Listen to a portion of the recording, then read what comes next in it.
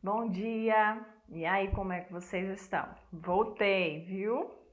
Hoje, quinta-feira, nós temos aula de português, matemática e geografia. Vamos lá? Hoje a gente vai falar sobre os substantivos concretos e abstratos. Na aula passada, a gente falou sobre o substantivo comum e substantivo próprio, vocês se lembram? Então, substantivo comum dá nome às coisas, no geral.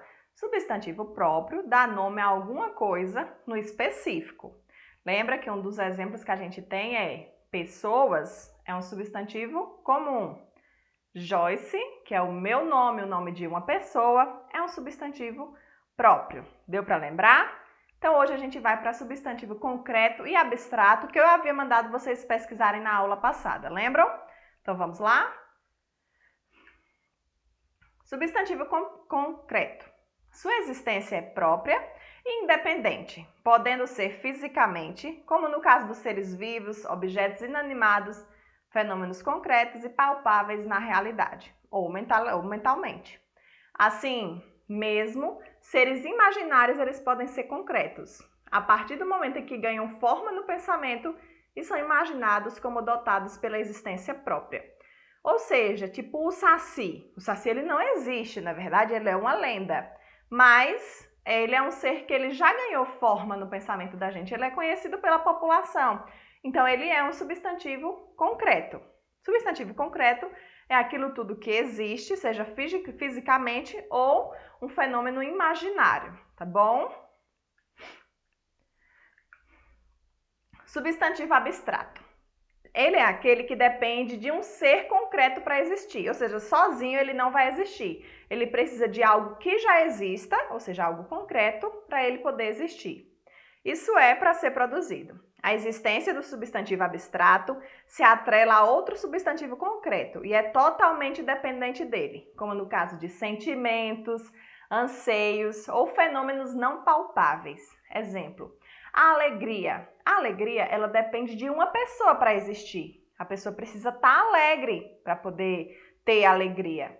Então, a alegria é um substantivo abstrato, porque ela depende de um substantivo concreto, ou seja, depende de uma pessoa, que é algo que existe, para poder ela acontecer. Substantivos, alguns exemplos para a gente entender melhor. Substantivo concreto, cimento, saci pererê, dragão, água, professor, ser humano. Essas coisas existem, seja seres imaginários ou não, tá bom? Substantivos abstratos, a imaginação, a mitologia, o medo, a sede, o ensino, a vida. Todas essas coisas dependem de um substantivo concreto para existir. Exemplo, a imaginação. Nós temos a imaginação. Então, para a imaginação acontecer, ela depende das pessoas. Deu para entender a diferença de concreto para abstrato? Vamos para alguns exemplos. Imaginou um anjo no céu. A fé dela era inabalável. Nas sentenças, anjo é um substantivo concreto, por representar um ser que, independente dele ser real ou imaginado, ele apresenta-se como dotado de existência própria. Por outro lado, fé é um substantivo abstrato, pois ele não é um ser independente, mas depende de outro ser concreto, ela, ou seja, uma pessoa. Para a fé existir, precisa de uma pessoa para ter fé.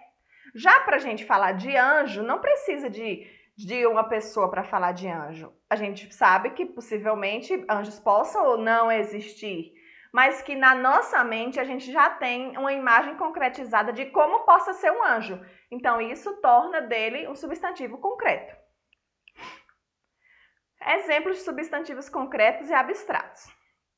É importante ressaltar que, segundo o contexto em que são empregadas as palavras, o mesmo substantivo pode ser concreto ou pode ser abstrato, ou seja, a mesma palavra, a depender da frase que ela está, ela pode se tornar substantivo concreto ou substantivo abstrato. Vamos entender? A venda de roupas está aumentando com a chegada do Natal. Na venda do seu Manuel tem frutas, legumes e verduras. Note que no primeiro exemplo, a palavra venda depende da palavra roupas, Para a venda acontecer, eu preciso ter roupas para vender. Ou seja, por isso trata-se de um substantivo abstrato. Isso na primeira frase. Por outro lado, no segundo exemplo, a palavra venda representa uma loja, uma mercearia e, portanto, nesse caso, designa o substantivo concreto. Na primeira, eu me refiro a vender. Para a venda acontecer, eu preciso da roupa. Na segunda, a venda representa um ambiente, a venda do seu Manuel, como se fosse um mercadinho, alguma coisa do tipo. Ou seja, ela existe, então é um substantivo concreto. Outro exemplo. A aliança entre as nações favoreceu a adesão de acordos internacionais. Ganhou uma aliança de ouro branco da namorada. O exemplo acima apresenta a mesma palavra, em contextos distintos. No primeiro exemplo, a aliança depende das nações para existir. A aliança é um acordo, entendeu? Uma união. Portanto, é um substantivo abstrato. Para essa união acontecer, depende da adesão internacional, ou seja, vai depender das nações.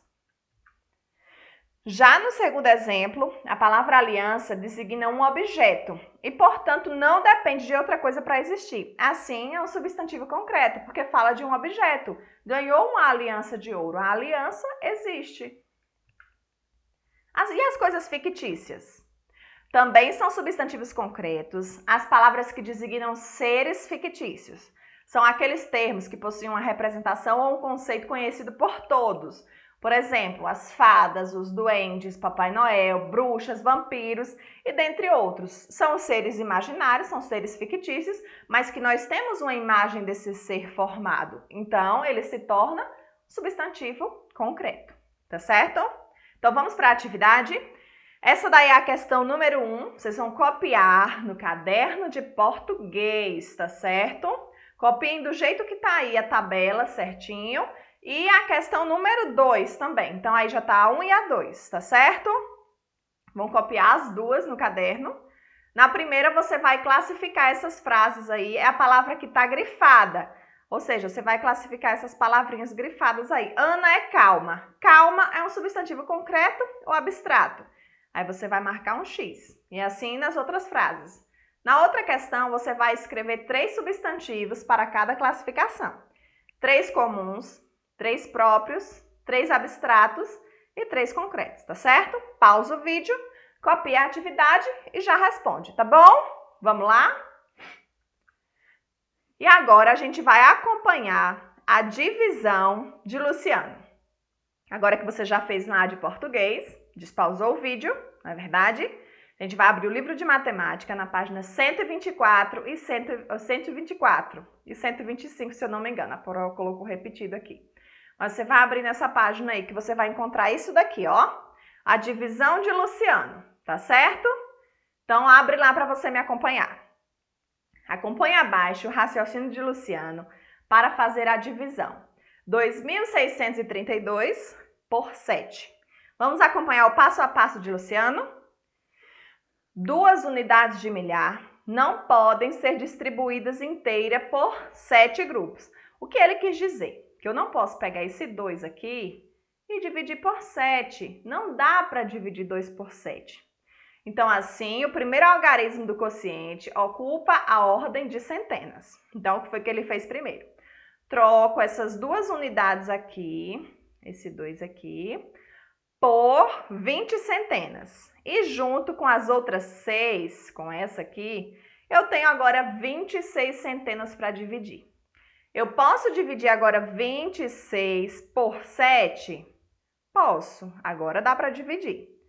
Divido 26 por 7 e o resultado foi 3. Foi 3 aqui, ó. Pois 3 vezes 7 dá 21 e sobram 5 centenas. Lembra que eu sempre falei que a divisão está ligada à multiplicação? Para eu encontrar o número mais próximo aqui, ó, de 26, eu multipliquei. 3 vezes 7 deu 21. Foi o mais próximo de 26. Então, vamos dar continuidade. Agora, troco as centenas por 50. Ou seja, ele fez aqui 26 dividido para 7, deu 3. 3 vezes 7 deu 21.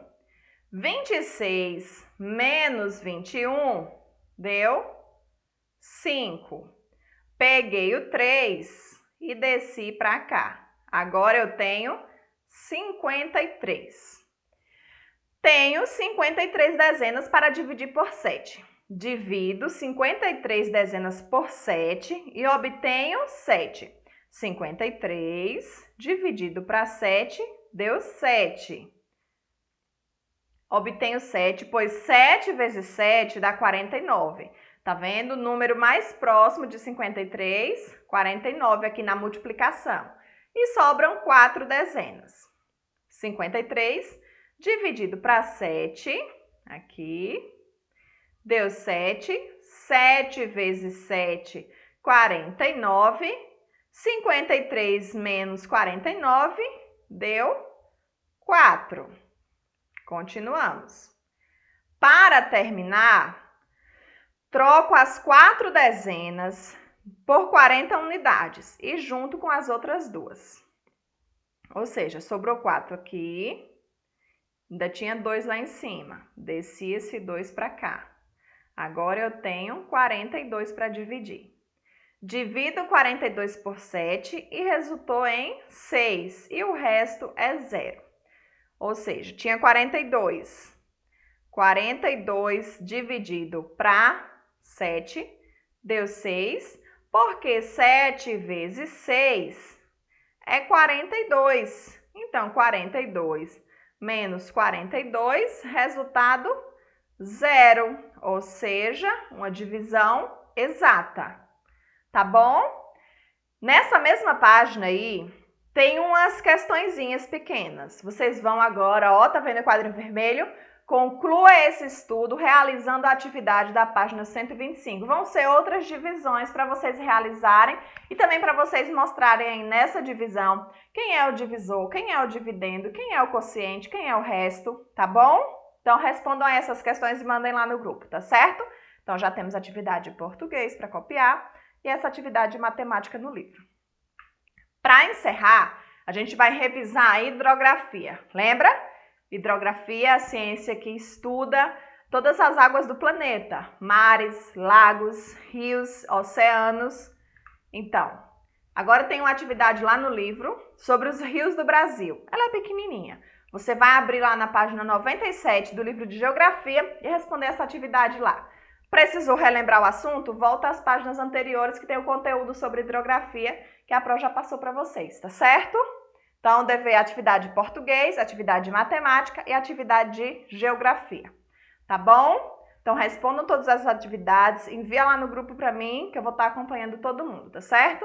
Então, amanhã a gente se encontra nesse mesmo horário, tá bom? Lembrando, vocês têm de 7h30 às 12h45 para enviar as atividades para a Pro, tá bom?